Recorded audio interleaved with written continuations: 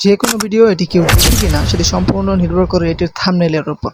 তো সেই থাম্বনেইলটি যদি আপনি এক ক্লিকে তৈরি করতে পারেন তাহলে কেমন হয়? হ্যাঁ, আজকের এই ভিডিও থেকে আপনি শিখতে পারবেন কিভাবে একটি ক্লিকের মাধ্যমে আপনি একটি থাম্বনেইল তৈরি করতে পারবেন, যেটি আপনার স্ক্রিনে দেখতে পাচ্ছেন। কিন্তু টেমপ্লেট পেয়ে যাবেন অ্যাপ দিয়ে করবেন, সেটি কিন্তু আপনাদেরকে ভিডিওর মাঝখানে আমি বলে দেবো। সো ভিডিও কিন্তু স্কিপ করবেন না।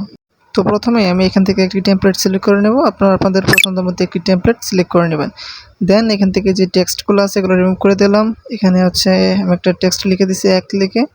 এখন এটার একটু ব্যাকগ্রাউন্ড দেবো একটা, অ্যান্ড দেন এটার জন্য একটা শ্যাডো দিব।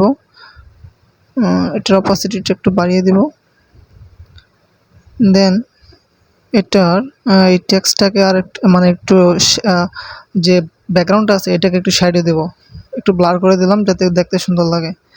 তো আপনারা চাইলে এটাকে ব্লার করতে পারেন অথবা আপনাদের পছন্দ যেটা হয় সেভাবে রাখতে পারেন।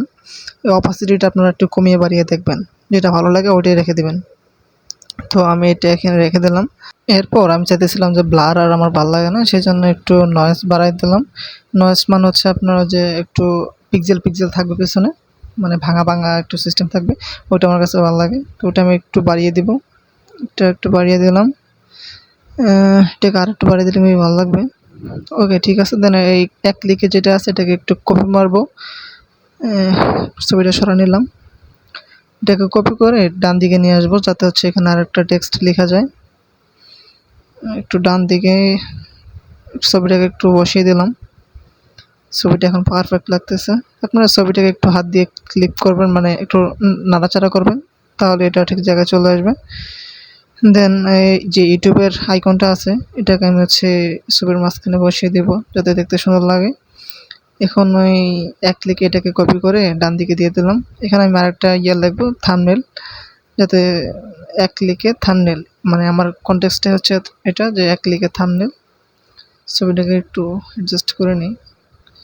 দেন এখানে ক্লিক করলে আপনারা এডিটের একটা অপশন পেয়ে যাবেন। নিচে দেখেন একটি এডিট অপশন আসছে। এখানে এসে আপনারা কি চান, কি লেখা চান সেটি দিয়ে দিতে পারেন। আমি সাপোজ থাম্বনেইল দিলাম। থাম্বনেইল দিয়ে এটাকে জাস্ট একটু সেট করে দেব পারফেক্টলি।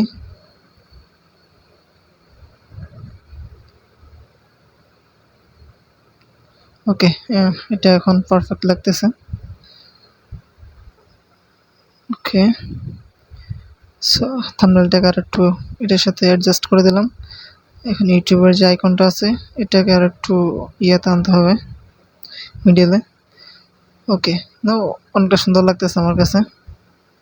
এখন আপনারা কীভাবে কোনো আইকন নিয়ে আসবেন, নিচে হচ্ছে এখানে আইকনের জন্য একটা বার পেয়ে যাবেন, ওটাতে ক্লিক করলে আপনি সার্চ বার পেয়ে যাবেন। ওইখানে সার্চ বার থেকে যে কোনো আইকন সার্চ করে আপনি এখানে বসিয়ে দিতে পারবেন। আমি ইউটিউবের আইকনটা কেমনে নিয়ে আসে ওটা দেখাইনি, এখানে দেখিয়ে দিলাম যাতে আপনাদের সময় বাঁচে। তো এইভাবে আপনারা যে কোনো আইকন নিয়ে আসতে পারবেন।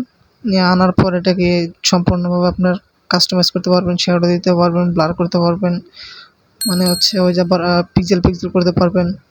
আপনার যেরকম ইচ্ছা ঠিক সেরকমভাবে এটাকে কাস্টমাইজ করে নিতে পারবেন। তো আমি এটাকে আরেকটু হচ্ছে পিক্সেল পিক্সেল করে দিব যাতে দেখতে সুন্দর লাগে ব্যাকগ্রাউন্ডটার সাথে। তো এখান থেকে জাস্ট অন করে দিলাম।